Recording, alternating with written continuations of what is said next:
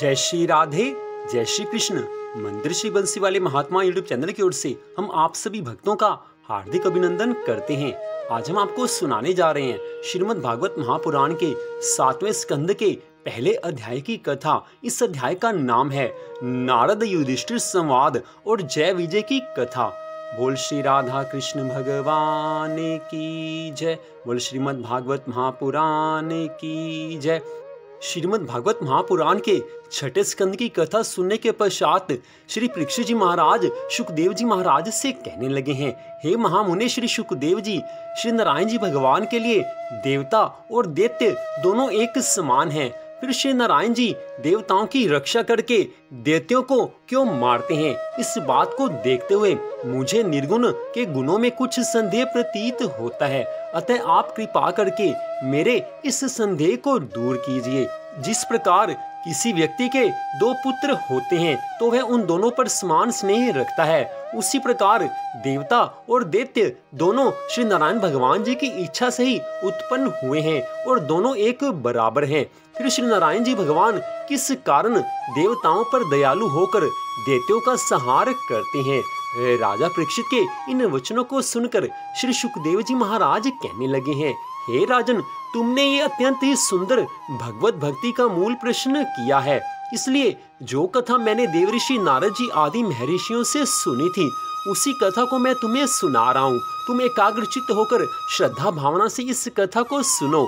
ज्योति स्वरूप पर ब्रह्म परमेश्वर निर्गुण स्वरूप को सबसे पृथक जानना चाहिए, परंतु उनकी माया से तीन गुण सतोगुण, रजोगुण और तमोगुण उत्पन्न हुए हैं। अतः हे राजन, रजोगुण के समय दैत्यों को शक्तिशाली बनाते हैं तथा तमोगुण के समय में मनुष्य के भाग्य का उदय होता है।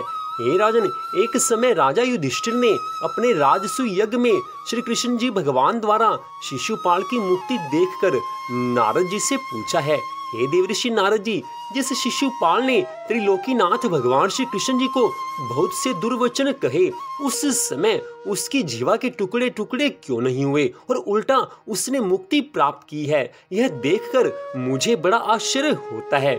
तब देवऋषि नारद जी कहने लगे हैं, हे धर्मराज युधिष्ठिर, श्री कृष्णचंद्र जी भगवान सदा सबको समान दृष्टि से देखते हैं।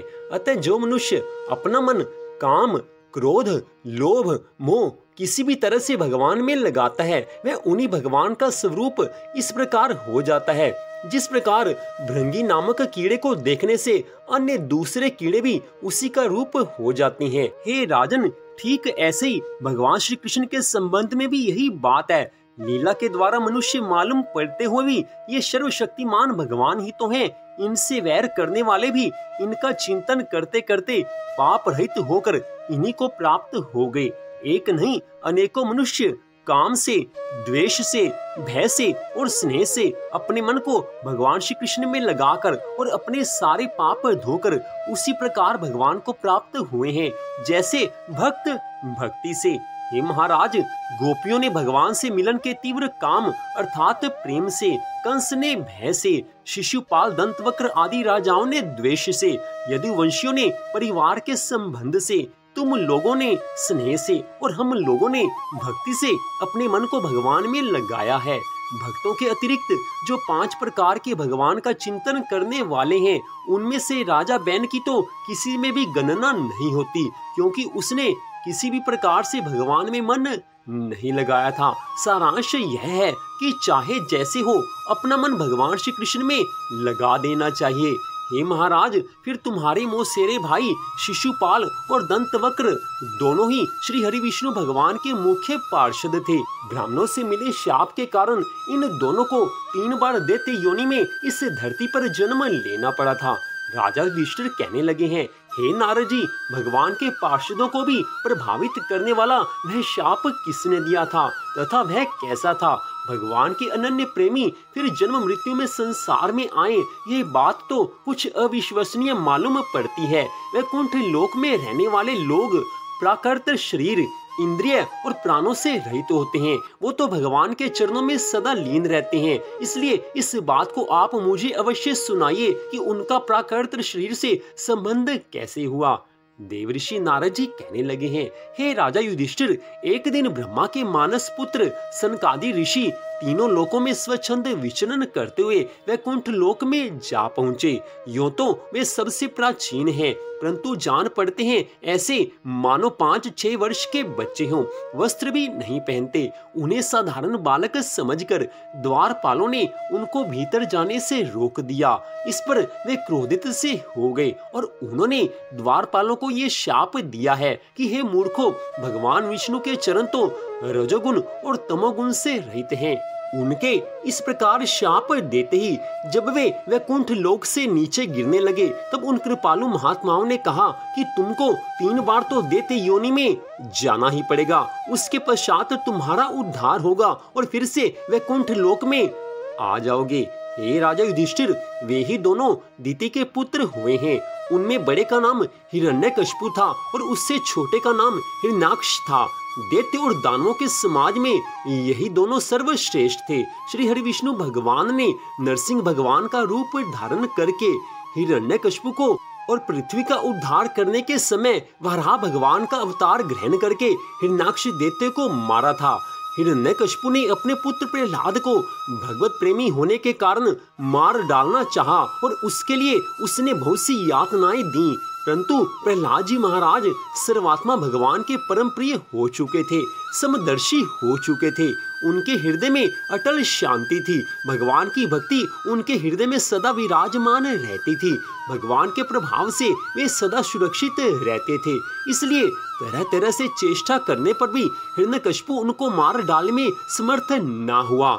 हे राजन, इस प्रकार हिरण्यकशिपु और हिरण्याक्ष को भगवान ने मारा है। उसके पश्चात उस देह को छोड़कर उन दोनों ने विश्रवा मुनि के यहाँ केसी नाम की स्त्री से जन्म पाया और उनका नाम रावण और कुंभकर्ण हुआ है। उस समय श्री नारायण भगवान ने श्री रामचंद्र जी भगवान का अवतार लेकर उनका वध किया है। अब उन्होंने क्षत्रिय वर्ण होकर तीसरा जन्म तुम्हारी मौसी के घर पर लिया है। सो उसी वैर के कारण शिशुपाल क्रोध रूप होकर परमेश्वर का भजन नहीं करता था। सो अब श्री कृष्णचंद्र जी भगवान ने सुदर्शन चक्र से मारकर उसको मुक्त किया है। वे दोनों भाई शिशुपाल और दंतवक्र श्री कृष्ण भगवान के हाथ से मारे जाने पर वैकुंठ लोक में अपने स्थान पर पहुंच गए। इतनी कथा सुनने के पश्चात युधिष्ठिर जी महाराज नारद जी से कहने लगे हैं, हे महाराज, प्रहलाद जैसे परम भक्त और गुणवान से हिरण्यकशिपु ने क्यों शत्रुता करके उसको दुख दिया है, और प्रहलाद जैसा परम भक्त राक्षस कुल में कैसे उत्पन्न हुआ है, ये सारी कथा मुझे सुनाने की कृपा कीजिए। बड़ी सुंदर कथा का वर्णन आज इस 7वें स्कंद की कथा में हुआ है। पहले अध्याय में ऐसी सुंदर बातें बताई गई हैं कि जिनको सुनकर मन में भगवान के लिए प्रेम बढ़ता है और साथ में हमें ज्ञान होता है कि भगवान ने रावण और कुंभकर्ण, शिशुपाल और दंतवक्र, हिरण्यकशिपु और हिरण्याक्ष दैत्य को क्यों मारा है। यहाँ पर एक बात आप पूरी सावधानी से सुन लीजिए। तीसरी बार द्वापर युग में भगवान श्री कृष्ण जी के समय में इन दोनों का शिशुपाल और दंतवक्र के रूप में जन्म हुआ है। लेकिन जो टीवी पर सीरियल आ रहा है, पहले आपने शायद देखा होगा विष्णु पुराण, उस सीरियल में जो तीसरी बार इन दोनों का जन्म हुआ है उसमें कंस और शिशुपाल बताया गया है, जबकि सच्चाई ये है कि तीसरी बार इन्होंने शिशुपाल और दंतवक्र के रूप में जन्म लिया है। इसलिए विष्णु पुराण सीरियल में वो गलत बताया गया है, वो जानकारी बिल्कुल गलत है। यहाँ पर आपको इसलिए बताया जा रहा है क्योंकि कई बार टीवी सीरियल में जो हमारे धर्म ग्रंथों में सच्चाई होती है उसको पूरा नहीं दिखाया जाता, पूरी तरह से कई बार सच्चाई सामने नहीं लाई जाती। तो वहाँ पर जो गलती थी उस गलती को सुधार के हमने आपको बता दिया है। और आज की इस कथा से बड़ी स्पष्ट बात पता चलती है, इसको आप पूरे ध्यान से सुने, पूरी श्रद्धा भावना से सुने। कई बार हम कहते हैं कि रावण क्यों नहीं सुधरा, उसने माता सीता को वापस भगवान श्री राम जी के पास क्यों नहीं पहुंचाया, क्यों उसने अपने राक्षस कुल का सर्वनाश कर दिया। राक्षस राज रावण चारों वेदों का ज्ञाता था, धर्म परायण था, धर्म कर्म के अनुसार अपना जीवन चलाता था, लेकिन उसने माता सीता को क्यों चुराया है, क्यों उसने भगवान श्री राम जी से वैर लिया है? तो कारण यही है कि उसकी मृत्यु तो भगवान के हाथ से ही होनी थी। जो शाप उनको मिले हैं, 3 बार उन्होंने इस धरती पर जन्म लेना था और उसी शाप के अनुसार उनको भगवान से वैर मोल लेना ही था। भगवान के अतिरिक्त उनको कोई मार ही नहीं सकता था। तो रावण ने जो किया वो तो उसकी हाथ की लकीरों में लिखा हुआ था, उसने तो भगवान के हाथों से ही मरना था। ठीक यही बात कुंभकर्ण के विषय में भी है। कुंभकर्ण को भी भगवान के हाथों मरना था और ऐसे ही भगवान श्री कृष्ण जी ने शिशुपाल और दंतवक्र का वध करना था। तो शिशुपाल तो कुछ कर नहीं सकता था, उसको तो जो लीला भगवान ने करनी थी उसी लीला के अनुसार अपने आप वो सब कुछ करता गया। और पहली बार हिरण्यकशिपु और हिरण्याक्ष को भी भगवान ने अपने हाथों मारा है। 3 बार भगवान ने अपने हाथों से उनका वध किया है और उसके पश्चात वो इस धरती से मुक्त हुए हैं, भगवान के वैकुंठ लोक में गए हैं। तो ये तो सब होनी थी, इसमें कोई किसी भी तरह से परिवर्तन कर ही नहीं सकता था। जो होनी है वो तो होकर रहेगी। लेकिन हमारे इस साधारण जीवन में हम सब मनुष्यों के साथ ऐसी बात नहीं है। हमें कोई शाप किसी का नहीं मिला, ना हमें कोई वरदान मिला हुआ है। हम तो मनुष्य के रूप में इस धरती पर आए हैं, हमें तो अपना हर कर्म सोच समझकर करना चाहिए। भगवान ने ये मनुष्य का जीवन बड़े भाग्य से हमें दिया है, भगवान की अनंत कृपा हुई है। उसके बाद मनुष्य का ये जन्म मिला है और इस मनुष्य जन्म को पाकर अगर भगवान की भक्ति हम ना करें तो समझ लेना कि हमारा उद्धार हो नहीं सकता। क्योंकि इस कली काल में जब भगवान को आसानी से प्राप्त किया जा सकता है, केवल भगवान के नामों का स्मरण करने मात्र से, केवल भगवान की कथा को सुनने से भगवान प्रसन्न हो जाते हैं। और सब युगों में भगवान को प्राप्त करने के लिए, भगवान को प्रसन्न करने के लिए बड़े अधिक उपाय करने पड़ते थे, तपस्या करनी पड़ती थी, बार बार भगवान के मंदिर में जाना पड़ता था, तपस्या करके अपने शरीर को सुखाना पड़ता था, तब जाकर भगवान प्रसन्न हो या ना हो वो बाद की बात है। लेकिन मनुष्य को सब कुछ करना पड़ता था। लेकिन इस कलयुग में हमारी उम्र, एवरेज एज इस कलयुग में 100 साल की मानी गई है। 100 साल तक भी कोई जीवित रहे या ना रहे इसका भी भरोसा नहीं है। लेकिन इस कलयुग में भगवान की प्राप्ति का सबसे आसान उपाय बताया गया है कि केवल भगवान के नाम संकीर्तन मात्र से, भगवान की कथा को सुनने मात्र से मनुष्य का उद्धार हो सकता है। जो भगवान से प्रेम करता है, भगवान के नामों का जाप करता है, संकीर्तन करता है, भगवान की कथा सुनता है, उसके ऊपर भगवान की कृपा होती है। और जिस प्राणी पर भगवान की कृपा हो जाए उसका उद्धार तो होना ही होना है। तो आज की इस कथा में यही बताया गया है कि कैसे कैसे भगवान ने अपने भक्तों के साथ लीलाएं की हैं। वास्तव में हम भगवान की कथा अधिकांश में नहीं सुनते, ना हम पूरी तरह से धर्म ग्रंथों का अध्ययन कर पाते हैं, इसलिए कई बातें हमसे छिपी रहती हैं। जो हम सच मानते हैं वास्तव में वो सच नहीं होता। जब तक हम भगवान की कथा को सुनेंगे नहीं तब तक सच्चाई हमारे सामने आ नहीं सकती। भगवान की कथा को सुनकर 2 बातें होती हैं, एक तो भगवान में प्रेम बढ़ता है, दूसरा ज्ञान हो जाता है कि भगवान की कौन कौन सी लीलाएं कैसे कैसे हुई हैं और कैसे कैसे भगवान ने अपने भक्तों का उद्धार किया है। भगवान तो सबका उद्धार करते हैं, चाहे वो मनुष्य हो, चाहे देवता हो, चाहे राक्षस हो। जैसे भी वो भगवान के साथ अपना संबंध बनाता है, भगवान उसी के अनुसार उसका उद्धार करते हैं।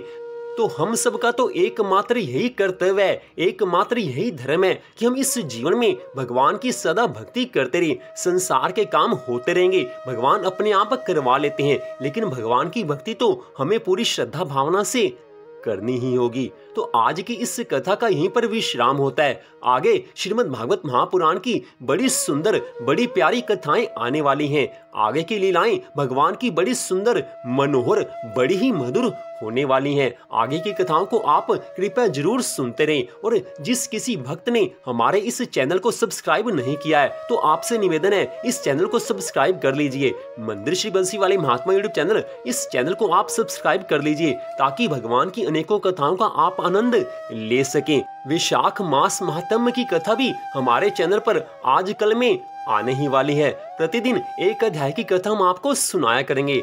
तो आज की इस कथा को सुनने के लिए आप सबका हार्दिक धन्यवाद। भगवान श्री राधा कृष्ण जी की श्रीमद् भागवत महापुराण की अनंत कृपा सदा आप सब पर बनी रहे, इसी मंगल कामना के साथ जय श्री राधा रानी सरकार की, जय श्री कृष्ण भगवान की, जय श्रीमद् भागवत महापुराण की, जय श्री सुखदेव जी महाराज की। जय जय श्री राधे, जय जय श्री राधे, जय जय श्री राधे श्याम।